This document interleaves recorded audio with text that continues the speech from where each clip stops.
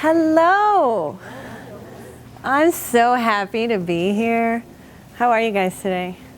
Good. So I get the fun part? That's what she said. You guys have colored. And I love that. That's very meditative, actually. There's some cuss word coloring books out there, too. So before I begin, that video, the why. How many of you know your why? Oh, honey. We got to do some work. All right. So a little bit about me. My name is Elizabeth. Somewhere along the line, somebody called me Liz, and that kind of stuck because my name is really long. So Elizabeth Nierzwicki. Elizabeth Meredith Nierzwicki. I actually have 27 letters in my whole name. It's pretty long. So Liz is easy. And I'm the youngest of 3 people in my family. My mom was a single mom, just like many moms out there today. And I was the youngest, and I always felt like I could do everything my older brother and sister could do. And that presented problems when I was 14. And I was very, very passionate with sports and with friends, and not really having a father in the house was not something I ever really knew that it was a problem until I got older. When I studied nutrition science in college. I actually wanted to be an eye doctor. And so that was my original choice, is to go to Indiana University and study pre-med and then become an eye doctor. So I studied nutrition science, and I chose psychology because I love psychology. Going backwards a little bit, when I was around 10, 11, 12, I started to get really obsessive compulsive with thoughts. And I didn't really know what was going on with me, but I would think a negative thought, or if I thought a negative thought, when I would turn on the light switch to my bedroom, I would think that that was bad luck. So I would turn it off and think a new thought and turn it back on.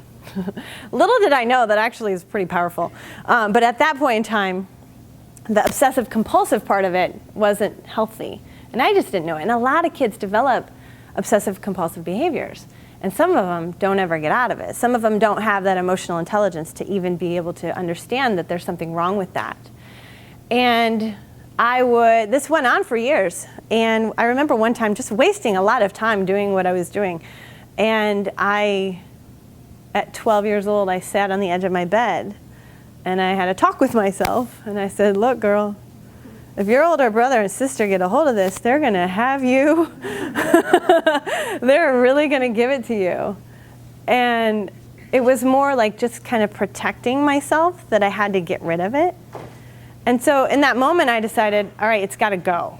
No matter what I think from here going forward, whether I think when I flip a light switch that something's good or bad, I have to go forward anyways and choose that I make my own reality, and that there is no good luck or bad luck.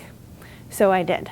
And there were times, growing up throughout the years that I would have those thoughts and I would pause, but I would go on anyways. And that is why I chose psychology to study in college, because I wanted to know why we do what we do. And I really wanted to know why certain adults in my life made the decisions that they made. So that was my way of kind of getting into, psychology and human behavior before I really knew that that's what I wanted to do. And I studied nutrition science, and then I decided I didn't want to be an eye doctor. I didn't want to be in a room all day with weird people and getting close to their faces. So I said, I don't want to do that. And I decided to switch to the business school. So I had to catch up. I had to study all the time. I went to college all 4 years, all summer, and caught up. And I went to Finland, studied international marketing, graduated, got a job, moved to St. Louis, and started my life. When I was in St. Louis, I just started doing a lot of different things that were my passions. I was interested in acting. I was interested in doing some things like that. So on the side, while I was working, I would audition for short films that were being done at local colleges, or I would audition for commercials. And I'll tell you guys, I've lived 1,000 lives, it seems, with all of the little things that I have done. And people like, oh, do you know about this? I'm like, I have experience in that too. I have a lot of experience. And then I got pregnant. I was 24. At the time, my boyfriend did not want me to have my baby, and he was pushing for an abortion. In his family, that was his dad's means of having abortion while he was married with other women. You have to have an abortion. His best friend, that was their means of birth control. And to me, I didn't like it. It just didn't sit right for me. And in my family, I also have a mom who gave up a son for adoption. And just that choice alone has really affected her traumatically throughout her whole life. So I can only imagine I'm sensitive, and what doing that would do to me going forward. And I really took a long time. He was pushing, and he's like, you need to go to LA, you just need to be an actress, you need to do this, and just go. Just have the abortion and go. And I was like, I'm 24. Like, I have a job, I have a college degree, there's really no reason that I should do this. And I was taking a month to decide. I didn't grow up in a religious home at all. My mom was divorced, so they kicked her out of the Catholic Church. And so basically, our religion was count your blessings. That's it. Just be grateful. And so that's what I knew. And I decided when I had a good friend of mine who was like, honey, you need Jesus. And I was like, I do? So I started going to church, and I became a Christian at this one point in my life. And I remember going to church one day and the preacher saying, if all you do in the morning, if all you have time to do is read one line of scripture, then just read that line of scripture. And I promise you that your Holy Spirit that lives within you will bring that forth to you at some point during your day.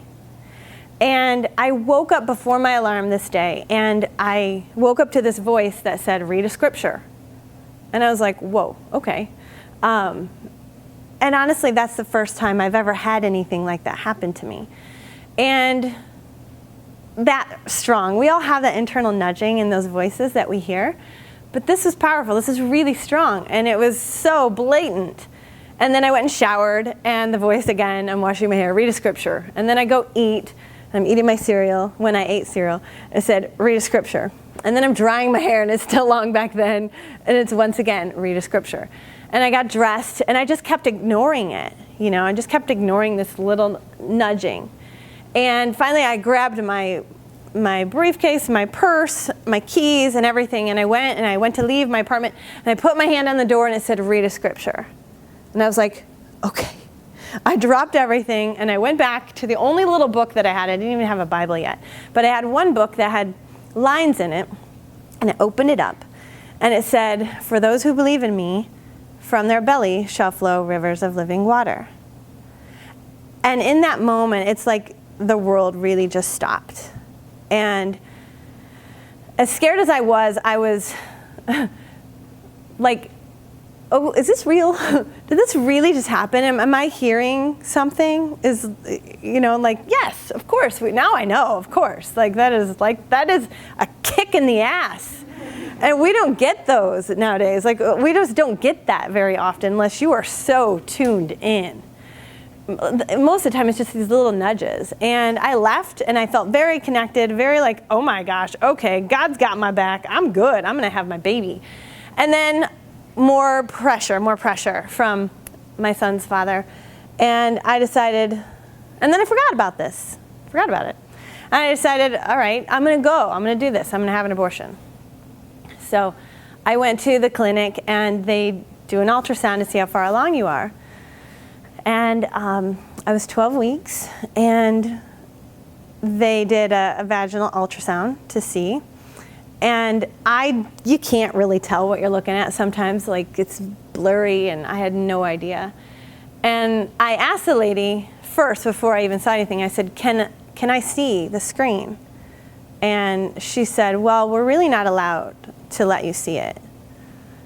Me, today, would say, I don't care. That's my baby. Let me see it. I have a lot more gumption than I did back then. But I was like, okay. But by her own will, she said, oh, here. She turned the screen so I could see it. And I was like, I don't know what I'm looking at. So she helped me to see. And at 12 weeks, he had legs. And right when I got him into view, he kicked. And I was like, oh my God, that's my baby? My baby just kicked? My baby's awake? And wait, whoa, no, I can't do that. Like, no way. So I just looked at her and I said, I'm keeping my baby. And she goes, good. She gave me a hug. She goes, now get out of here. It's almost like she smacked me on the ass. Now go. And I was like, okay. So I went upstairs and I grabbed my friend. I was like, Stacy, let's go. I'm keeping my baby like this. Like she's over there and all these people are waiting for their people. And I'm like, let's go. I'm keeping my baby. And she's like, really? And we're like celebrating across the room. So I called my son's father and I told him this story. And for like that conversation, he was excited. And that was it. And then he called me back like 2 minutes later, said, turn around, go back, go do it. And I said, no, sorry, the decision is made. I'm done. I'm moving forward. Tough shit. Bye. And a month of torture is enough. A month of that. Like, do I do it? Do I not do it? It's crazy how we do that to ourselves. And then so he broke up with me the next day. That was another way for him to try and get me to go do it, right? But I was like, tough shit. I'm having this baby. So, wow, you guys, that was tough. But I did it. And I went through with it. And I moved from St. Louis back here to my home, to my family when I was 5 months pregnant. And I just remember being so depressed and writing in my journal, it's you and me, kid, and it's us against the world. And like, I will do anything for you. And that's been my commitment ever since. And I've held that up to him. So I had him here at Memorial. Lacey helped him. She actually came in that day and she wasn't even working and she helped deliver him. And his name is Vincent. He's beautiful. He'll be, it's 14 years ago, you guys. He'll be 14 this October. A lot's gone on since then. And the reason I tell you this story is because our why is so important. And it really, really, truly goes into your heart and your soul and what you truly feel and the guiding values that you take forward with you every single day. I teach peace. The name of my yoga studio is Solace. Solace means peace. And the reason peace is so important to me is because of the things that happened growing up, having OCD and being all weirded out about thoughts. Do they affect me? Do they not affect me? Being picked on by my older brother and sister, just really wanting peace in my life more than anything. More than anything, wanting peace up here. And the world throws these layers on us, right? Whether it's family, or whether it's an older sister, or an older brother, or an aunt or an uncle. We grow up and we start to get all of these layers that aren't even ours. They are our families. And I didn't know I wanted to start a yoga studio. I had no idea. I went into the corporate world, I worked, I loved my job, but I was always entrepreneurial. I was always doing something on the side. I sold Mary Kay, I sold Party Light candles. I just was always doing something on the side.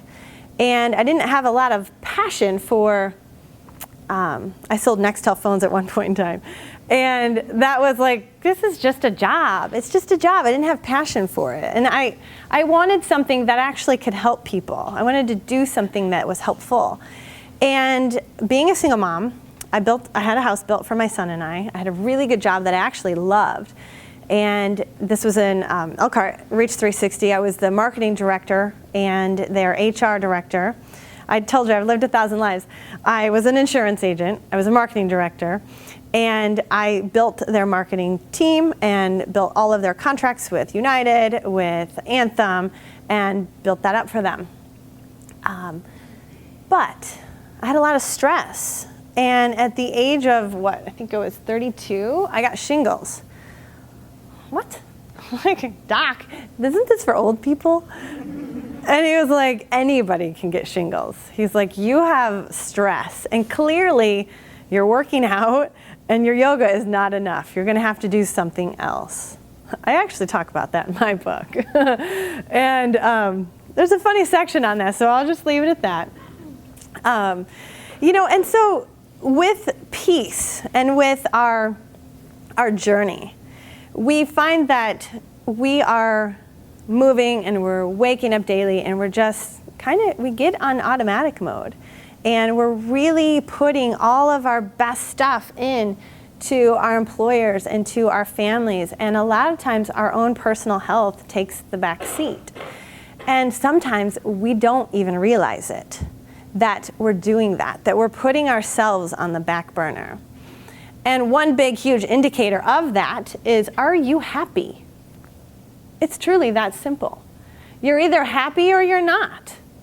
And if you're not happy, what can you do to make yourself happy? So I went to a yoga class out in LA, and I was traveling, and I was like, all right, I'll go with my friend.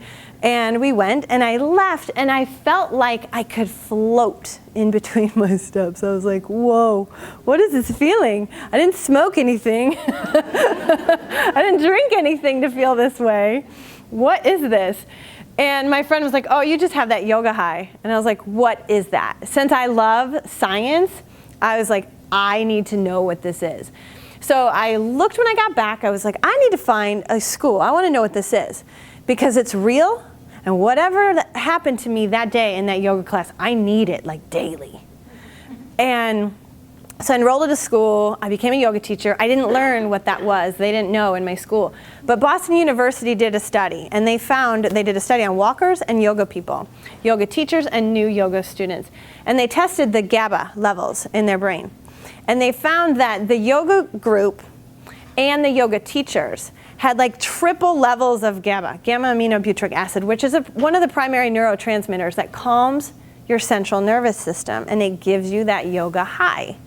So that was cool. I thought, all right, now I know what it is. That makes sense. And I love to have the facts. I love very, very tangible information, A lot of people in the yoga world are very woo-woo, and I'm also very woo-woo, but I'm also I love facts, and I love science. So the job that I had at that time was downsizing. They cut my position. So that was like my opening to opening Solace. I was like, I actually didn't even think about yoga yet. I looked at opening Krispy Kreme before they were open. I sent the statistics and the marketing demographics to Chipotle headquarters and said, oh my God, this town, Granger, here's all the demographics. I studied marketing was what I ended up going to in college. So didn't do Krispy Kreme, thank God. I love their donuts, oh my gosh. And Chipotle never even got back to me. And like 9 months later, they were opening one. And I was like, that's so not cool. But it was cool because it really just led me to opening Solace. So I got canned from my job, and I was like, all right, I'm gonna open a yoga studio. I'm just gonna do it. I loved the one that I went to in LA. I did not like the one that was downtown. It was across the street from South Bend Chocolate Company, and the name was weird. It was almost intimidating because it was Danwantari Center. And most conservative people in the Midwest are kind of intimidated to go into a place like that. And it's funny because a lot of people are actually intimidated by yoga in general. They think it's Hindu or they think it's Buddhism, excuse me. And it's not. It's really about you finding you and connecting to you. That's what it's about. And then Solace was born. Solace opened in January of 2011. And oh my gosh, that was hard. In the beginning, I taught 17 classes a week. I was like working on autopilot all the time for 2 years. I worked every weekend and worked 17 classes a week for 2 years. At that time, oh, you guys, my son's dad messaged me and said, hey, can he come and live with me? Huh. I never expected that question. I never expected that question. He was a good dad from the day of birth. I forgot to tell you that part, but he was. When I was like 6 months, he came around. He's like, well, I'll step up. His parents, his mom and his dad, neither one of them had a part in his life until he was 12. So he didn't really want kids. He probably never would have had kids if it wasn't for me in that moment, in that scenario. So he said, and he was the fun guy, right? I'm the mom, I'm the disciplinarian. We live up here. We live 6.5 hours away from St. Louis. And so he said, can he come live with me? And I was like, oh my God, what? I don't know. I can't say no. I can't say no to that. I know what not having a father did to me. And every child needs balance. And he's not mine to just hoard him and say, no, you can't have him. So I talked to my son about it, and I asked him if he would want to do that. And he's like, yeah, I'll go do that. And I was like, you don't know what you're talking about. You really don't know. And I was like, oh my God. Okay. So then we talked, and it was decided he was going to move to St. Louis. And this was 4 years ago. And I couldn't look at him at all for the next 3 months without crying. It was so hard. That was the hardest thing, is letting go of someone you love. I mean, we've all had to do it, right? And if you haven't had to do it yet, just brace yourself and just know that attachment is a part of our suffering, and we have to learn how to detach. So he went, okay? Now I'm alone again, and I have all these things happening in my mind. When I go into the kitchen and I get into the fridge and I'm like, oh my God, this is like flash forward 11 years ago. I'm able to do what I want. Like, I only have one child. I can do what I want. This is crazy. It's almost like it's an open slate. I feel like I'm back 10 years ago. And what do I want to do? And so I've talked to you a little bit about not having a father in the home. I dove into a relationship that was so wrong for me. He was Serbian. He was 8 years younger than me, and he was fun. And I was like, hell yeah. Let's do this. Knowing that I was turning into something that I probably shouldn't, and that I was doing it because of this gaping hole that I now felt. So that was on and off for about 2 years. And after that ended, I remember going to the casino with my mom and her husband. And they're so cute. They're such a cute couple. And my mom has been in 3 marriages. Not really the best role model. Also is maybe very, very like, oh, don't ever want to get married. And but they're cute, so she found her one, right? And so they have fun, and they go in and they do things. And I remember leaving the casino that day, and I was getting out of this, going through this breakup. And oh gosh, poor little Liz. I'm like kicking snow, I'm mad, I just lost my money, and I think, I just want someone to love, like really, truly love, you know? And I got in the car and I started driving home, and I was sad and I was praying and I was crying, and I'm like, love to give, I want to give it to somebody. Can you just please send me someone to love? And it's like God was right there, and once again, you guys, 11 years later, I hear that voice. And this time said, no. I will not send you anyone to love. You have to love yourself. And that's what I heard. I heard, no, you have to love yourself. I know that. I know we have to love ourselves. So I started praying more and talking more, and I'm like, okay, I really don't go to church anymore. Maybe I ought to start going to church. Maybe I ought to do more meditation. Maybe, because I hadn't really started meditation. I was doing yoga, but I hadn't really started meditation yet. Maybe I ought to do this, maybe I ought to do that, maybe I ought to do this. And it's like, no, Liz, you need to love yourself. I am you. That shut me up. You're me? What? What do you mean you're me? And then I just was silent, like the whole way home. And I sat in that thought, I am you. You need to love yourself. So in the start of 2014, I decided to take a year off of dating, take a year off of any sort of external relationships with any man, and just focus on what does it truly mean to love myself? What does it mean? And it's not just going in and getting a pedicure or getting a massage, or what does it mean, really? What does it look like? What comes of you loving yourself? So I committed to meditating every day. I started reading this book called A Course in Miracles. And it's a really incredible book. It's a 365-day course, and you just do one mental meditation every morning. And all of these things really just started to open up for me in my life, with new relationships, more positive people. I was more positive. And after about 3 months, my mom and the other people around me that I worked with were like, what are you doing? Like, you're so happy. What are you doing? And I'm like, I'm dating me. It's so fun to date myself. And so that's what I did for a whole year. I just started dating myself and taking care of me and working out and eating right. And before this, I mean, I can talk to you about all of the nutrition stuff. To me, these are just tools.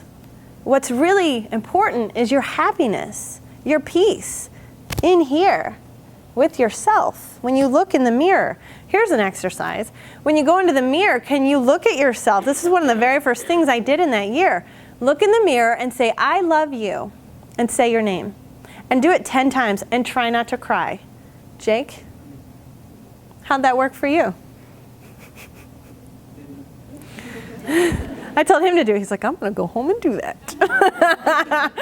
So it's incredible if you think you can just go and tell yourself, I love you, and you can't, because all this stuff gets stirred up. That's the stuff that you have to work on, because that's the stuff and the layers that have been put on you all throughout your life. And so those are the layers that need to come off so that you can put your head on your pillow at the end of the night and say, I love you. You killed it today. Good job. And be proud of yourself. And so this self-love journey started with that, and it started with the books. And it went into my habits. What are my habits? Oh my gosh, I love, like I said, Krispy Kreme. I look at those cookies over there when I got there, and I just stared at them. It was like a stare down contest. I win.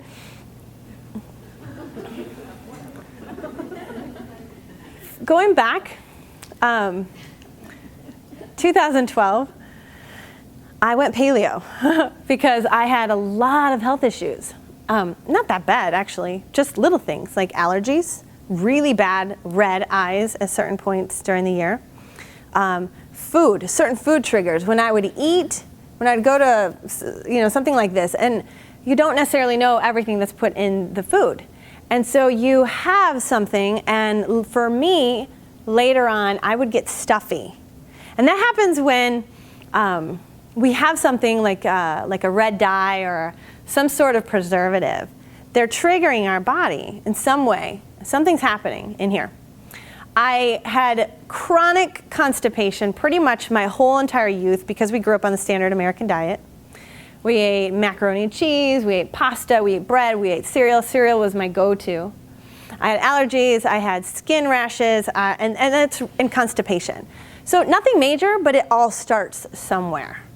So I realized, one of my girlfriends who lives out in California, they're a lot more progressive, you all know that, than we are, and the paleo movement really got huge out there. And she said, you ought to consider just cutting out dairy and wheat and gluten. It'll probably help you. It's not going to hurt anything. It's only going to help me. So I did that. And I cut all of that out. And then, like old habits die hard, right? Buying Doritos for my son when he would come home. Or buying cereal, or buying bread, or ordering my sinuses would get triggered, and you don't really know until you take it out how it affects you. And so when you put it back in, you see what goes on with you. And so during this whole time, that was getting stronger. You know, when you start something like that, you're pretty weak in your practice. It's like starting anything new. I was learning to eat a new way, and it wasn't what I was used to. And I would start to binge, not necessarily like binge and purge, but if it was there and I wanted it, for example, I would eat 6 cookies rather than eating a lunch. And that's not good. We all know that's not good. Some people will eat the 6 cookies and the lunch, but I would just eat the 6 cookies as my lunch. So I was like, okay, this is not good. I can't do this either. And I started to get very connected with some magazines and doing some photo shoots, and I was my own worst enemy. I was the saboteur. It was me. I was getting in my own way of things. I'm like, why am I doing this? Why? I want peace. This is not peaceful. So meditation came in huge at this point in time. Because when we begin to meditate, we begin to see what our triggers are, and we begin to see where we're going and what we're doing and why we're doing it. And sometimes we don't know the why we're doing it yet. We don't know that yet. But sometimes you can, I say, stop, drop, and meditate. In the moment when you're doing something you don't necessarily want to be doing, you can stop, drop, and meditate.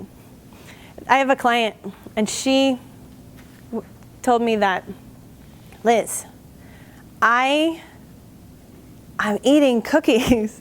I'm eating them, and I'm eating them, and I'm doing it, and I know in the moment, it's like I'm looking at myself eating all these cookies and knowing that I'm not supposed to be, I shouldn't be doing this. And it's like I can't stop myself. But even though I know it, like intellectually I know it, she's like, why can't I stop myself? And that was a big one for me as a coach and as someone who is teaching meditation and as somebody who wants to help people diet and feel good. Why? Like that's a question. Why? Why couldn't she stop herself? And it really boiled down to this whole process of, do you love yourself? Do you love yourself? Are you taking care of yourself in that loving process? And she didn't. She was always comparing herself to people. And comparing herself, her inner fat girl is what she would say, to everyone else. And so she couldn't shut down her mind. So then it came back to meditation. And I thought, all right, we got to get her to see her thoughts. We got to slow her down enough to see her thoughts. And a lot of people are, it's funny, I have another client who's like a binge eater, total binge eater, binge, purge, binge, purge. And I'm like, you need to meditate. And she glassed over. She's a Christian and she prays and that's it. I'm like, well, what if meditation will help you stop binging? Wouldn't you do it? Wouldn't you add that to your life? Just sitting and looking at your thoughts? Because she was crying in front of me, like, wouldn't you just add that in? She's like, yeah, I would if it could stop it. All right then, awesome. So I want to talk to you guys all about meditation because it is so, so important. And really, truly, it is the basis of happy. And whether you know that now or not, you will end up knowing it because our thoughts create our reality. In my book, I talk 3 parts, happy, healthy, fit. Happy is this. If this thing isn't right, then we're self-sabotaging and we're doing things against our own best interests.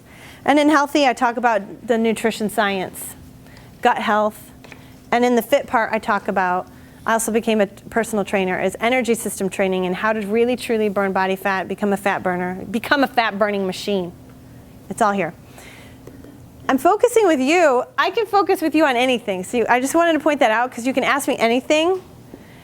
But I want to focus on the happy part because if we don't have our mind right, none of the other stuff falls into place. It just doesn't. And I'm going to tell you what happens now after this 2 years of being on this self-love journey. I went through a process of breaking bad habits, okay? I created an online e-course that teaches people how to break their bad habits because I saw my own, and then I started, when you start coaching people, you see theirs. And when you see someone else's bad habits as an outsider, it's so much easier to see your own, to see how your own problems are getting in the way of your choices. And with the breaking of bad habits, once you start to realize what your triggers are, then you can make a new choice. Because we all have triggers. So some of the bad habits that we end up taking on can be fear, chronic fear. It can be worry, smoking, drugs, alcohol, sex, binge eating. What else? Anyone? Stress. Yeah. That's more of a byproduct of usually a combination of stress, other things. Not taking care of yourself is a bad habit. So how do we break them? Okay, let's talk about this. Nurses, you guys are smart. You guys know science, and so I think you'll really like this. The neuroscience of change talks about our brain, and this to me was awesome. This was a game changer. The neuroscience of change, the neuroscience of our brain. Neuroscientists have found that we have two systems of our brain. We have an evaluating system, and we have an experiencing system.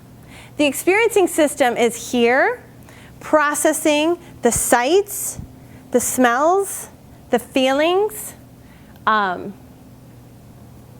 sight, sound, touch, feelings, anything that's in the present, okay?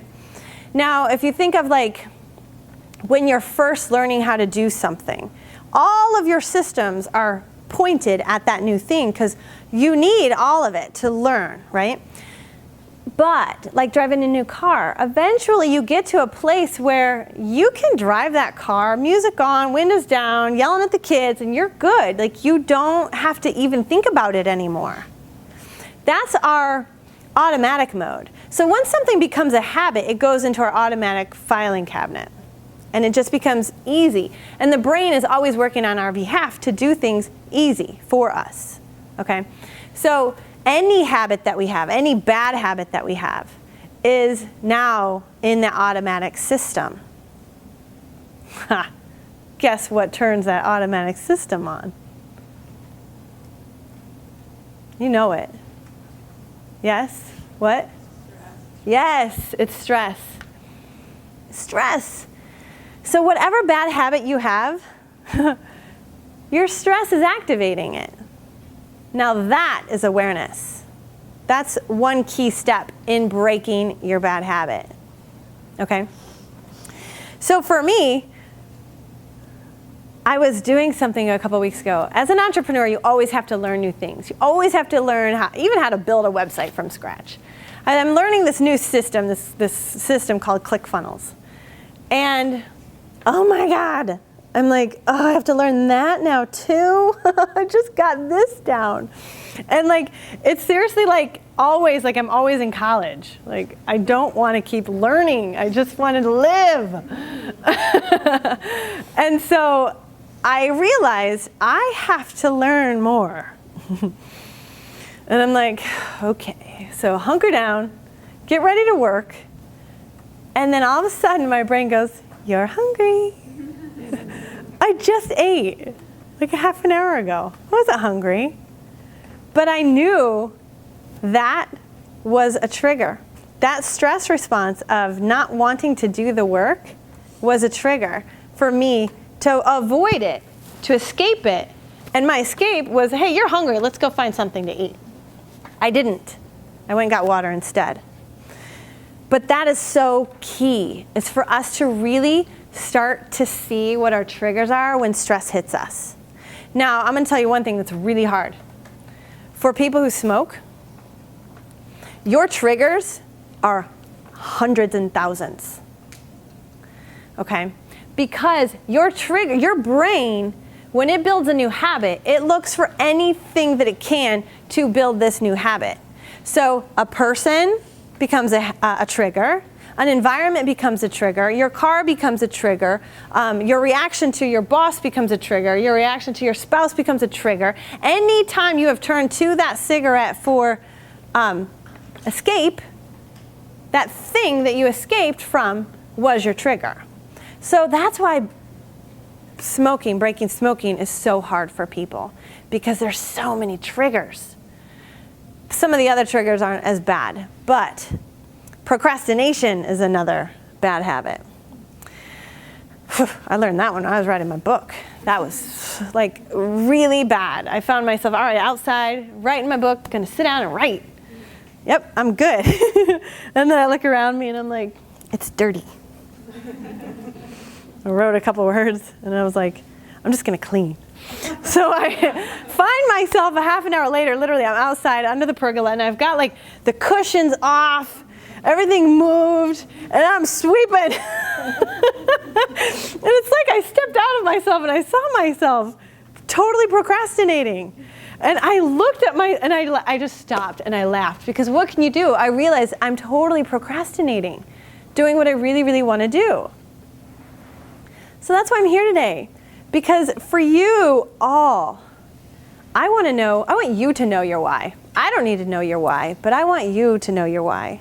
I want you to be so happy with your life that when those negative things happen, you can bounce back easy, instead of getting stuck in a rut and doing self-destructive things, because that happens. We're in a place here because of many, many things that they do to themselves, to other people. And your happiness is so key, okay? The Course in Miracles says that our only job as human beings is to be happy. That's our only purpose. Our only job to get us there is forgiveness. Forgiveness over and over and over again. You got to forgive your coworkers. You got to forgive your own thoughts. You got to forgive your boss. You got to forgive your patients. You got to forgive that annoying person. Yeah, you guys got to do a lot of forgiving, a lot of times. The book says in the beginning, these like 365-day daily courses. One of them is, in the beginning, it's undoing the layers. It's taking off. I don't know what anything means. We're so judgmental. We can put our judgment on anything and say we know how it is. But how many times have you thought you known how something is and you were wrong? You know? So we're going to just take a moment. I want you guys to grab a piece of paper. And we're going to write down. We're going to do a little bit of writing, and then we're going to talk.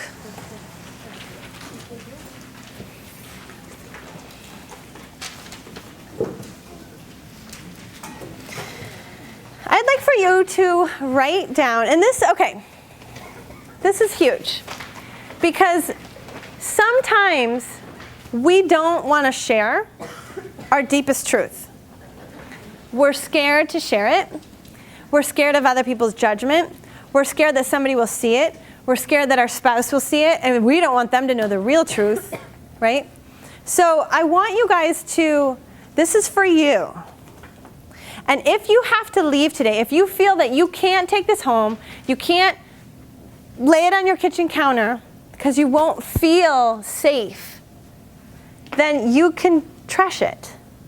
But be real with yourself here, okay? Because otherwise you'd be out cold probably. All right, we're going to do some yoga. But before we do that, I have time for some questions. If you guys have any, don't be shy. When did you write your book? I started it in 2014, and I finished it the end of last year. It's self-published, so that's a journey in and of itself. And I'm glad I did it. Writing a book was always something that I wanted to do. And I'm writing more now. My next book I hope to have a publisher publish. And it's just, the book here, what I talked to you guys about today is really obviously my passion. These have been my life tools, right? This has been my stuff, my work over the years. What's healed me, what's made me healthy, what has worked for my body. I mean, the biggest thing I hear from everyone is, how do I lose weight? How do I get toned? How do I get fit? I don't usually have people ever coming up to me saying, how can I get happy? Because we put on these facades that we're always happy. One of my friends is an actor out in LA. And he was like, he goes to acting classes. And the acting coach is like, if somebody asks you how you're doing, say how you're doing. Now that's an interesting concept. Because you'd be hearing shitty. My day sucks. And he's like, but be real, because if you're not real, I mean, there's balance with everything, like I said before. But sometimes you just have to be real, and you have to say how you're truly doing. The thing about it is with health and fitness, like, we could talk all day. I could talk to you about dieting. I could tell you what I do. I could tell you how I eat. I could talk to you about meditation. And really, the focus is peace, and the focus is happiness. And when you get that down, that literally is the first couple dominoes that start the whole thing. Because when you're happy and when you have peace, you don't turn to those things for comfort anymore. You just don't. You don't. It's like a really big gift to yourself. And you're worth it. You're worth your own self-care, your own self-love. And a lot of people, especially women, they're focused on their families, and they're focused on their careers and working, and they put themselves on the back burner. And then when do you ever come off that back burner? So it can be easy. It doesn't have to be a big, long, 3-hour ordeal to take care of yourself and what self-love is. You just need to find the things that you like to do, those things that make you feel alive. So for some people, it's lifting weights. I love to lift weights. For some people, it's running. For some people, it's karate or boxing. Some people, it's CrossFit. It can be whatever. It can be dancing. It can be dancing to rap in your kitchen. If that makes you feel happy, do it. It gets you going. And it gets you into those feelings of wanting to take care of yourself. Yes? Can you explain your daily routine, like meditation, or how do you recommend someone? Yeah, definitely. So I would recommend in the beginning, when you're trying to start something new, commit to at least 15 minutes in the morning. And it may feel like a lot because it's like, oh, I have to work. I have to get up and shower. But with probably as little as 4 days, you'll start to crave it. You really will. So meditation in the morning, for me it's different. A lot of times I'll meditate right away just to align myself. I call it like, there's some people in the spiritual community called Esther and Jerry Hicks, and they call it a vortex. And they say to align with your vortex, which is your source, which is the source within you. So for me in the morning, I align with my source, God, who lives in me as me. And then we got our ego, right, who just goes out in the day and starts yapping. So I want to align myself in the morning so that I can be sure that I'm guided and that I'm more apt to lead with the spirit rather than the ego. And then I work out, and then I eat, and then I have a really good coffee. Sometimes I don't eat right away. I really focus on greens and protein, not fruit. Greens and protein. Fish, any kind of meat really. I'm not a vegetarian. I'm paleo. But I eat a lot of vegetables, and I eat a lot of meat usually. Not a lot of meat, but I'll have usually like one thing of meat per day. And I do have protein shakes as well. meal replacement shakes because I'm on the go, and those are easy for me. So I do usually 2 of those per day. And then I usually teach at nighttime, and then at the end of the day, spend time with family, try to read. I love reading.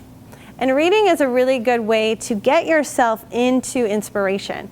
I just finished the Course in Miracles. It literally took me 2 years to finish a book because it's so rich. Has anybody ever read that book? Do you know about it? Have you read it? It's crazy rich, right?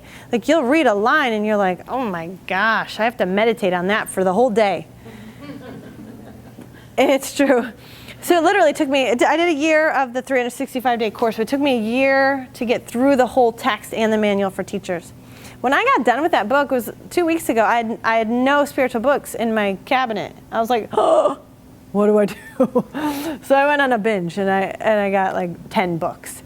So reading is a really great way for you to tap into inspiration, whatever it is for you. And tapping into inspiration, go back to that alive list. What makes you feel alive?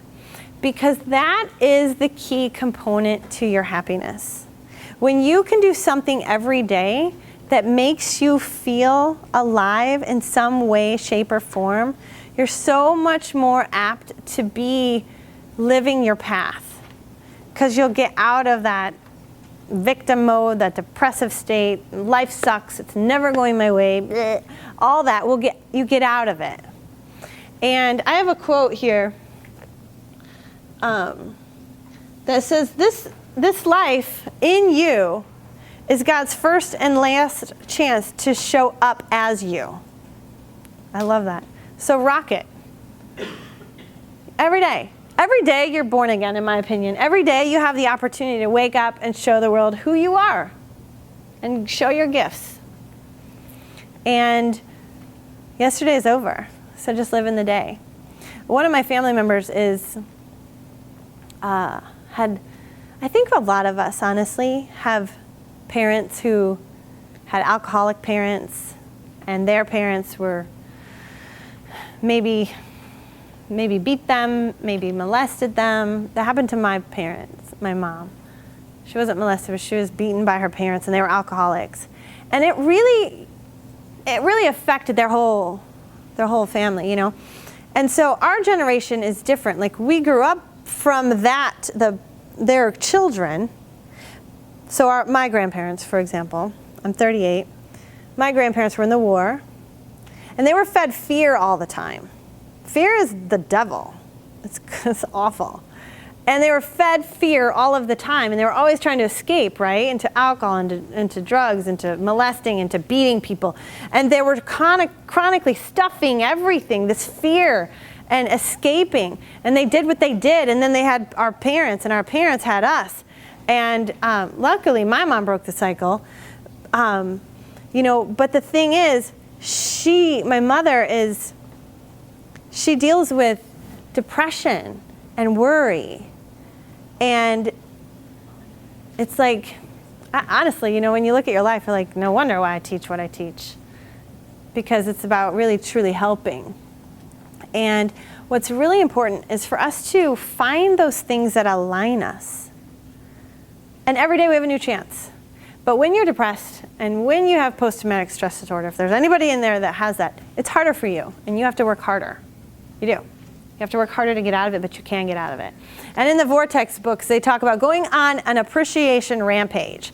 So if you wake up and you feel crappy, I have like 20 reminders on my phone that go off throughout the week in the morning on different days, and based on certain things that are happening. And it's one of my first questions is, how do you feel right now? How do you want to feel? I don't care how I feel. How do I want to feel is the important part. So then you have to do the things that align you with how you want to feel. Because our feelings are the key indicator that bring everything into our lives. That help? You're welcome. Anything else? Yes. So I just finished your book. Yes. And I really like the concept of the vision board. Yes. Yes. Okay. So my very first vision board. Have you anyone ever vision board in here? Oh, you guys are awesome. Do it. The very first time I ever vision board was probably 2013. I think it was the first year my son went to live with his dad. I created a vision board. I went to a CVS and I got the thick like foam board so it would stand up by itself. And I got magazines and I cut out images of the things that I wanted to do and I put them on that vision board. And 6 months through that year, I had either completed or was already in the process of doing everything on that board. But before, they were all like not even existent in my life. So just by having this vision board in my bedroom that I would see it every day, my mind would just unconsciously start to align things, like, okay, you should probably like just email that one person. And it takes two minutes, right, to just email someone. Or you should research this thing, this camera that you want to get. Or pictures of like, I writing of Elizabeth Gilbert, her book. And just the words write on my vision board to get me inspired to write, just to get into the process of doing it. So that was cool. Like 6 months through, I was already doing everything. But then my next board, I went bigger. I went too big because half the stuff on that board is like still like years away probably. So on your vision board, create something that has like medium goals and further down the line goals. Something that you can realistically do within the next month that will help you to move to that next phase and then also to the next phase. And just watch. Your life will be totally different in 1 year if you do it. It's an incredible, incredible process. They're fun. Are you building yours? We should do one, like a vision. I had a vision boarding workshop at the studio. Last January. Yeah, we could do that. Anything else? Yes. You might have touched on this when I was out of the room, but I've heard of paleo eating, but I don't really know anything about it. Okay, so paleo is the elimination of grains and dairy. So grains contain phytates, which are actually anti-nutrients, which block nutrients from being absorbed in your digestive system. So we don't want that, right? Dairy causes a lot of problems, and so does wheat. So gluten is in the wheat, but you can also have problems with just the wheat only. So wheat also causes a lot of issues. Now dairy, one of the biggest things that dairy does is cause like skin issues or breathing issues or phlegm in your throat. And when you take it out, so for example, if I would be working with you, I would say, let's figure out what are all of your issues, health issues, and then let's figure out, based on what I know with the foods, what we need to take out. And in the beginning, what we typically do is we take out dairy, gluten, sometimes depending on the issues, we'll take out other things. So dairy, gluten, and wheat, primarily in the beginning. And sometimes just depends on what else you're doing. If you drink diet soda, oh, yep, gotta go. If you're drinking alcohol a lot, gotta go. How is your sleep? That's all important. So we'll eliminate all of that. And honestly, there's no reason to add those back in, gluten or the dairy, none. No reason. But if we were to take out something like nuts or FODMAPs, does anyone know what FODMAPs are? Yeah, good. Then we would start to, a FODMAP is a real food, like we would start to add it back in to see how you do. It depends on the severity of what's going on in your body, okay? So for people who have been on antibiotics a lot, they will kill, this is it you guys, it's all about our gut. That's all, that's your health right here. It's nothing else. Your immune system is right there. And so if your gut is out of balance, you're gonna be sick. You're gonna have all sorts of issues. You're gonna have, and it even goes into like depression. You can have, that stems with this too. But you'll have eczema, you'll have allergies, you'll have gout, you'll have kidney stones, you'll have breathing issues, you'll have IBD, IBS, colitis, you'll have tons of stuff from just this. And when we can eliminate that stuff, we can start to see where you feel better. Some people women will get chronic yeast infections or chronic fatigue syndrome. And those are very, very heavily associated with FODMAPs. And FODMAPs are a type of food. And it's a type of food that I don't like to say this because I don't want people to cut it out when it may not be that. Because it's food like broccoli and asparagus. And for me, I had a problem with FODMAPs. So I had to go on a special carbohydrate diet to get rid of the fatigue and the candida in my body. And once I got rid of that, then I could eat some FODMAPs again, which is an apple, which is asparagus, broccoli, And so sometimes it's just not as easy as taking out gluten or dairy. I have butter, so I have full fat dairy, but I don't do milk anymore. So it's really, the paleo movement is really because it was healing people. It was healing them of their health issues. And I talk about that in my book. And in the back of the book, I have a food list that shows you what to eat. Like the meat, fruits, vegetables, nuts and seeds. A lot of people eat too many fruits, not enough vegetables. So that's just something to take note of. And another thing about your foods is you should have a rainbow of foods. We are such creatures of habits, and we buy the same things over and over again in the store. So we really should be changing it up. So if one week you're getting broccoli, the next week get kale. If you're getting kale that week, some people are like, their face is like, I don't want kale. Do something different, but just change it up so you're having something different.